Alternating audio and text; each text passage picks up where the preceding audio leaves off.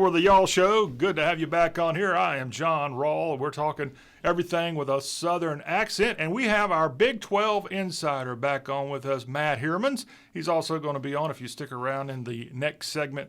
We'll have a little barbecue talk with our barbecue barrister, Matt Heermans. But hopefully you all are doing well. And the Big 12 is something we've got to talk about because, my goodness, some of the perennial powers of the Big 12 don't find themselves atop the Big 12 standings right now, and we're going to find out why and also let you know about here Week 9 of Big 12 football. But everybody, without further ado, let's bring on the Big 12 insider, Matt, Mr. Barbecue Barrister Heermans. Hello, sir.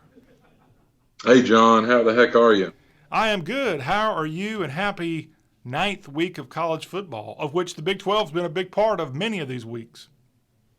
Absolutely, yeah. It's been an interesting season, but I think kind of settling in a little bit to expecting college football on Saturday, and that's a good feeling. So interesting, meaning that I think the first week the Big 12 was up and going, we saw some big upsets, but now the Big 12 getting its sea legs, if you will, and those sea legs are from some teams like Kansas State that lost in that opening week. Kansas State lost to Arkansas State of all teams, and now the Wildcats have rebounded. They're 4-0 in conference play, 4-1 overall, and atop the Big 12. Yeah, and that win for the Red Wolves out of Jonesboro looking better and better every week, right? Yeah. Because Kansas State, like you said, sitting on top of the standings. Nobody probably expected to say that at this point in time. No Texas, no Oklahoma, no TCU. It's Kansas State and Coach Kleeman. And they're looking strong, to say the least, after that. I don't want to call it a hiccup. Arkansas State outplayed them that first week, but they have certainly turned it around. We talked before, you don't really have any warm-up games here this season. It just hasn't panned out that way. So, but they've reached their stride, and like you said, what a season for the Big 12 so far. I think you have, despite the fact that the season is going to be, shorter than usual, you're going to have a lot of drama here the next few weeks because there are 3 or 4 different teams that could win the league, and I wouldn't be putting bets on any of them. Well, K-State is atop with a 4-0 conference mark. Oklahoma State is ranked higher than anybody in the Big 12 as the Pokes right now in the top 10. They are right at 4-0 overall, 3-0. They've got coronavirus, I think, at least once this season. That's the reason they haven't played as many games. But what about Mike Gundy, his team coming off a big win at home over Iowa State? Yeah, you got Oklahoma State is pretty highly ranked. I think they're sitting at number 6, depending on what poll you're looking at. It's hard to know what they're about so far. We've certainly had conversations about Oklahoma State and Mike Gundy and wondering how the program would kind of bounce back from some of the off-season drama. But you're the highest ranked team in the Big 12 right now. You haven't played any of the quote unquote powers, although that's in flux this year. But we're going to see quite a bit from Oklahoma State here down the stretch. See what they're made of, see how they bounce back bounce back. They haven't suffered any setbacks, but we'll see how they deal with kind of the meat of the schedule here moving forward. You got Oklahoma State, Iowa State, Kansas State. I mean, these are kind of the 3. I think these are the 3 teams that are kind of looking the best right now in the league. Yeah, 24-21, the Pokes with that big win over Iowa State last week. A top 25 matchup there in Stillwater. A great game, and OSU just good enough to beat a resurgent Cyclone team. Absolutely, and Iowa State the interesting thing about that game is Iowa State was in control for a lot of that ball game, but Oklahoma State showing some grit. Watching that game, you think, well, here we go, the Pokes, kind of facing the first stiff competition of the year. And but what they did is they kind of rallied and came back and took control of the game at the end and showed some real – look, Iowa State is a good football team. Iowa State's an interesting program in that they do this every year. They start off have a bit of a struggle at the outset, and then they improve. Every year this happens. And that is a formidable football team. There were struggles at the beginning of the year. They had some quarterback problems, but Brock Purdy has settled in to kind of looking like the Brock Purdy of old. So that's going to be a football team that is good the remainder of the season. So great win for Oklahoma State and Mike Gundy.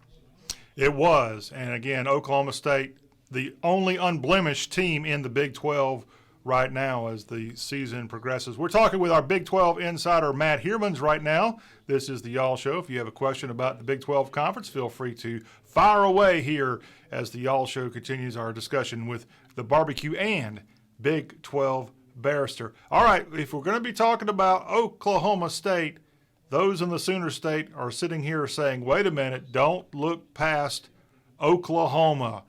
Oklahoma, since we talked last, had that big win against Texas. They've come back. Now they've evened their overall mark at 2-2 in the conference, 3-2 overall. What about the Sooners, Matt Heermans? Are they going to be a team that's going to kind of find a way somehow to slip into the Big 12 championship game when this is all said and done? Well, I guess we will see. They're certainly not out of the picture. Oklahoma's been very up and down for those who've kind of been following the season. They've looked really good, and they have actually looked really bad at times. The quarterback play out of Spencer Rattler, we have certainly lauded him here at the beginning of the season. He's looked great at times. He's also looked a little young, maybe a little unseasoned at other times, and struggled a little bit. In fact, he's had some other they've had some snaps for some other quarterbacks there. But I think Oklahoma you haven't heard the end of it from Oklahoma. They're certainly not out. They need to win, and they need to start winning right now, and they need to keep winning. And they're going to need a little bit of help from teams like Kansas State and, of course, the Pokes we just talked about out of Stillwater. But they're not out of it by any means. There have been, rumors that have, of various I don't know. Take them with a grain of salt or add whatever weight you want to. But Lincoln Riley is being talked about, at least hinted about, maybe heading to the NFL, or at least considering it as a kind of a quasi Cliff Kingsbury type offensive genius. So I don't know how much smoke there is or how much fire there is to that smoke, but you hear stuff like that and you wonder if maybe there's a little bit of focus issue, but I don't know. Oklahoma is an up and down team this year. Maybe something has to do with the virus, and they've had players out just like a lot of teams have, but interesting season for the Sooners. Matt, last week, OU went down to Fort Worth, walked away with a 33-14 thumping of the Horned Frogs. And I heard you mention Spencer Rattler's name, the co-offensive player of the week for the Big 12 Conference. Are you ready for the reveal here on the Y'all Show? Let's reveal. Marvin Mims, he is your co-offensive player of the week for the Big 12 Conference, and you get to be that when you have 4 receptions totaling 132 yards and 2 touchdowns in that win over TCU. Absolutely, you do, and you deserve it as well. A nice showing by Marvin Mims, a pretty good showing by Mr. Rattler as well. TCU is a team that is struggling mightily. They're just, it's not a good football team this year. Not to take anything away from Oklahoma. Anytime you go on the road, it's difficult, and Gary Patterson's a heck of a coach. But TCU is not a team that's certainly going to be challenging for the conference title this year. Nevertheless, a fine performance, and Oklahoma certainly in control of that game from start to finish. Yep. All right, that's what's going on with OU, and if you look at a glance of the standings of the rest of the Big 12 Conference right now, similar, I guess, in past years with what you find in some of the standings, other than K-State atop and Oklahoma State right there behind the Wildcats as of right now. And toward the bottom, you have Texas Tech, TCU, Kansas is really struggling. They haven't found a single win yet thus far. But I want to talk to you, Matt Heermans, our Big 12 insider, about WVU, because WVU is surprisingly middle of the road right now, a year that I thought they would either be up there at the top or down at the bottom, and they find themselves kind of mediocre Mountaineers. Yeah. West Virginia, is interesting. Dana Holgerson, in my opinion, did a great job in Morgantown. I know there are issues there between the administration and the fan base and Dana. I understand there's a lot of different moving parts over there that maybe caused that situation to be a little bit less smooth than it would have been. But I think he did a fine job. He had the West Virginia Mountaineers in the top 25, in the top 10, in the hunt for the Big 12 title, at least most of the years that he was there, and a program that could jump up and beat anybody in the league, and did. I was actually impressed with the job that Dana Holgerson had done there at West Virginia. Now, of course, Neil Brown taking the helm there, Dana moving back to the state of Texas and taking the University of Houston job, as we all know. The offense is not quite the same.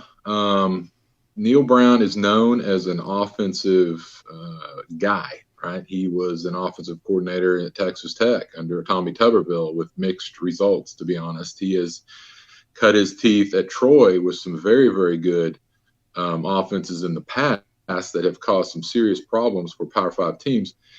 But having someone who's been fairly familiar with Neil Brown, particularly at Texas Tech, his offense will stall at times. And when it's going, it is going.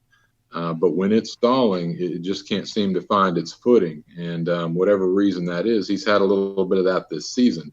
Now, Jarrett Dagey is an interesting quarterback for West Virginia. He's a guy out of West Texas, right down the street from Texas Tech.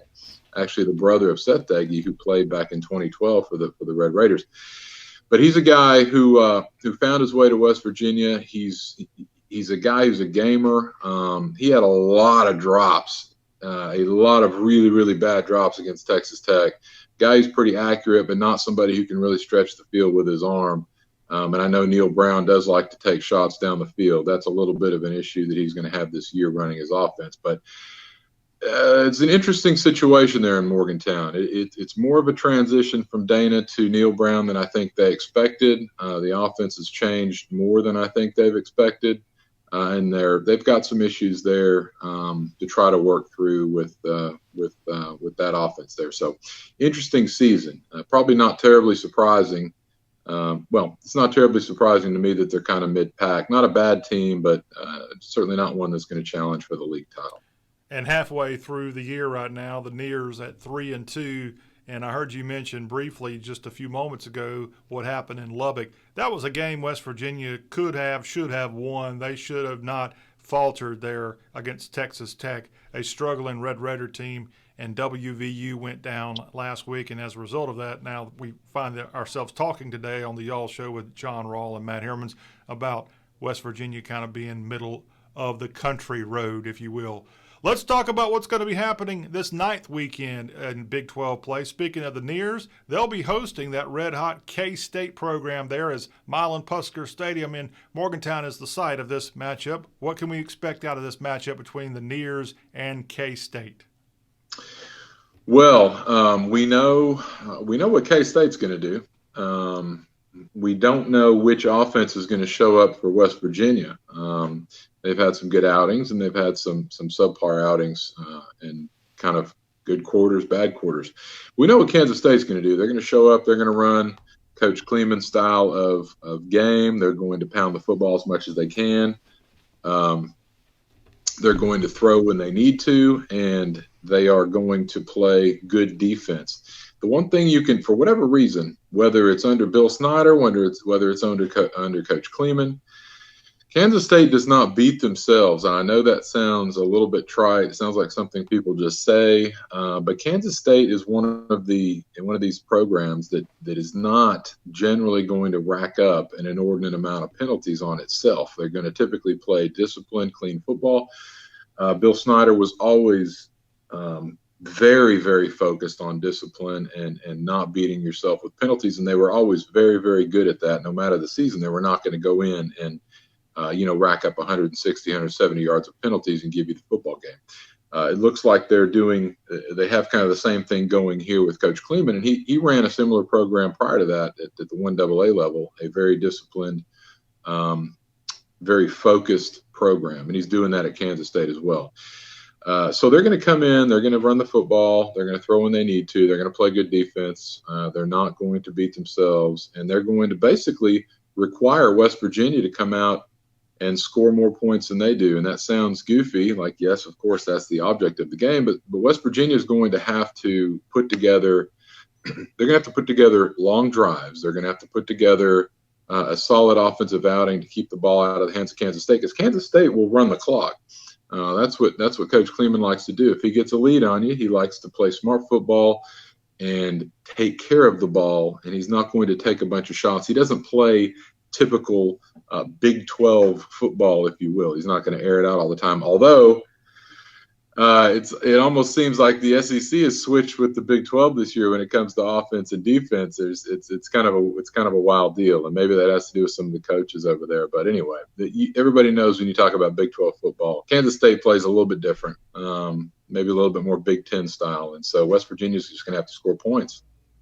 All right, that's one matchup. Also on this 9th weekend of college football, it's a throwback Big 8 game as Iowa State and Kansas get together in Lawrence. My big question about this one, Matt Heermans, is Les Miles going to get a single win this whole year?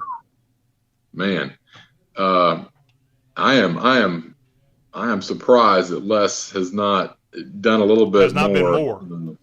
Yeah, that's right. Sometimes less is more. Sometimes less is just less. But this season, I'm a little surprised. Kansas does not seem to have any. They've not been able to find their footing whatsoever, whether on offense, defense, or special teams. It's kind of a mess there in Lawrence. So as far as getting a win this year, there are some teams that are struggling. Texas Tech has been a team that struggled, particularly prior to the West Virginia win. With TCU is a team that's struggling. Baylor is a team that's going to struggle this year as well. So there's potential out there to get one.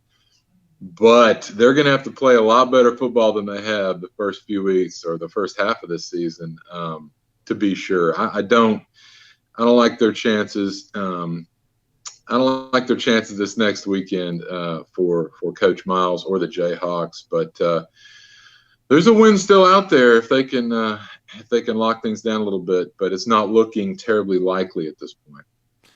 A pair of struggling Big 12 teams get together on the banks of the Brazos. It's the renewal of the Revivalry, a really cool nickname for this pairing of two Christian schools within the Lone Star State. It's TCU and Baylor. Will that Baylor line be able to hold off Horny Frog? Horny Toad. Pretty good. I like the name. I like the Revivalry as well. Although I think I didn't make that up. That's what this is called. Oh, I like it. Yeah, it's called the Revivalry. This evidently you aren't up on the nicknames of TCU and Baylor these days. I'm just kidding. No, I know they don't like each other. They never really have, and I'm not sure that anybody at TCU would even know that this is an offshoot of the Disciples of Christ Christian Church, which it is historically. But you're talking about Baylor. Baylor's located on the old TCU campus. Is that right? Well, it's a little bit different than that, but they were both started in different areas. Baylor is not originally located there in Waco. They had a different campus when they started off, actually. Near College Station. Correct. I think in a town called Belton. That'd be a nice, that'd be a little cool history thing to get into a little bit more. But yeah, I don't know. I think you got two, like you said, you got two teams that are struggling. You got two teams that don't like each other. You got the two private schools in the Big 12 who yeah, they don't have any love for one another. So I would say you're going to take the home team in this situation. It's really weird this year because all these stadiums are quiet. They're all very sparsely populated, so you don't have these home field advantages. But when it comes to two teams that are struggling this way, you almost got to go with the one who feels more comfortable on the home field there. So I'll take the Baylor Bears to beat the crusading Christians from Fort Worth. It's a chance for the Longhorns to go to Stillwater and upset a top 10 program. It's Texas and Oklahoma State. Also Saturday evening on Fox, you have Oklahoma and Texas Tech getting together at Jones AT&T Stadium. Your thoughts on these last two games of the Big 12 this week? Yeah, I'll go kind of in reverse. I think Oklahoma having, still numerically, they still have a chance to win the league if they can get their stuff together and get a little bit of help. I think they're going to be motivated to go into Lubbock. And, of course, Lincoln Riley has seen West Virginia waltz in and actually get shown the door there with an offense that's actually improved. Texas Tech had a quarterback change from Alan Bowman to Henry Columbi, who was actually a guy that followed Matt Wells from Utah State. He had a pretty good outing. So the offense has changed a little bit from Bowman to Columbi, and looks like it's actually found a little bit of life. But I would imagine that Lincoln Riley knows this. I would imagine that his team's going to be prepared and get the win there in Lubbock. The game I'm really interested in is Texas and Oklahoma State. We have talked before that Tom Herman needs to win. He hasn't done a lot of it this year so far, but he really, really needs to win, and he really, really needs to win now. This is a game that I think the Longhorn faithful are going to look at as essentially a must-win. And it sounds strange because you're talking about the Longhorns, who are already, a couple games down, and you're talking about Oklahoma State, who's undefeated and ranked number 6 in the country. But Texas expects to win this game. Do not be confused about that. The Longhorns expect to win. They are expected to win. And Coach Herman has a ton of pressure on his shoulders, I can tell you that right now, to win this ball game. I'll be interested to see what happens if they don't. This is an interesting season. So I'm looking very much forward to this game. Gundy and Herman, Herman's got a lot of pressure on him to win the game, and I will be and look, we don't even need to talk about the issues in Austin. There's all kinds of stuff going on with that program, with the school song, with the quarterback being the only one out there actually singing the alma mater, and the rest of the student athletes choosing to refrain, and then Tom Herman one day flashing the horns and singing the song, and the other day refusing. You got a lot going on in Austin, a lot. There's a lot of moving parts there, let's put it that way, aside from football. So I would say the saga in Austin this year, both football and non-football and quasi-football related, is something that's interesting to watch. And I'll be watching. I'll see what happens. But this should be an interesting game. And Matt Heermans will be watching you watch them. I got a quick question for you. You were talking about the capital of the Lone Star State. I don't know if you've ever heard this or not, but Matt Heermans, it doesn't matter who's in Austin. Because Bob Will's still the king? Is that? Hey, I'm not going to take your Texas credentials away from you. You knew that, and I'm impressed by that. I'll keep it for another day. Yeah, I'll keep it for another day. That's right. All right, there you have it. That's what's happening in the Big 12 Conference, courtesy of our Big 12 and barbecue barrister, Matt Heermans. We're not done with the little fella. When we come back, we're going to take a quick break, come right back, and talk a little barbecue and more, and a little bit of my road trip here the last couple of days, and I'm going to make this guy jealous. That conversation with Matt Heermans is coming up right here on the show that covers everything Southern. This is the Y'all Show. We'll be right back, y'all.